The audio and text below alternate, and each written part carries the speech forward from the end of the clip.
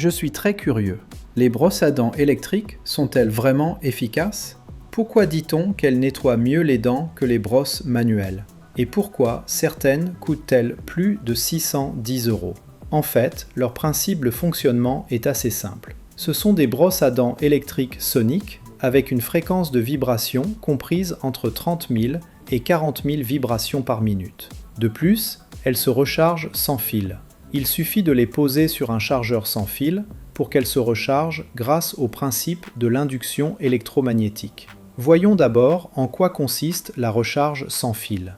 Lorsqu'un courant électrique traverse une bobine, le fait de la rapprocher d'une autre bobine induit un courant dans cette dernière. Ce courant, connecté à une batterie, permet sa recharge. C'est le principe de base de la recharge sans fil par induction électromagnétique. Au-dessus de la batterie se trouve un ressort auquel sont fixés deux électroaimants. L'orientation des pôles magnétiques de ces deux aimants change en fonction du courant, contrôlé par un circuit imprimé situé à l'arrière. Un aimant permanent est monté par-dessus, sa face nord représentant le pôle nord, N, et sa face sud, le pôle sud, S. Lorsqu'un électroaimant est alimenté, des pôles nord et sud se forment, comme illustré sur le schéma.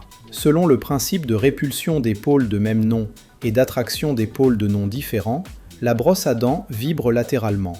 En contrôlant le courant et en inversant les pôles de l'électroaimant, la brosse à dents peut vibrer en continu. Cette vibration, une oscillation à haute fréquence, entre 30 000 et 40 000 fois par minute, mentionnée précédemment, est essentielle à un nettoyage efficace des dents avec les brosses à dents électriques. On distingue deux types de brosses à dents électriques, les brosses à vibration sonique et les brosses rotatives oscillantes. Ces dernières utilisent des moteurs à courant continu, plus bruyants, dont la puissance et la surface de nettoyage élevée entraînent une usure accrue. Leur principal avantage réside dans leur faible coût, ce qui explique leur utilisation fréquente dans les brosses à dents à bas prix et à forte production. Cependant, contrairement aux brosses à dents, qui sont des consommables, nos dents sont une ressource non renouvelable. Une fois abîmées, elles ne peuvent être réparées. Alors, comment un consommateur lambda peut-il faire la différence entre un moteur à sustentation magnétique et un moteur à courant continu? C'est simple. Plongez la tête de brosse dans l'eau et mettez l'appareil en marche, puis observez la répartition de l'eau.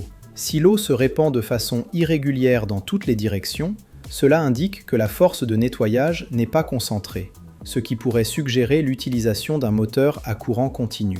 Si l'eau se répand dans le sens des poils de la brosse, cela indique l'utilisation d'un moteur à sustentation magnétique fixe. Pour plus de contenu, n'oubliez pas de vous abonner à la chaîne Explore. À bientôt pour une nouvelle vidéo.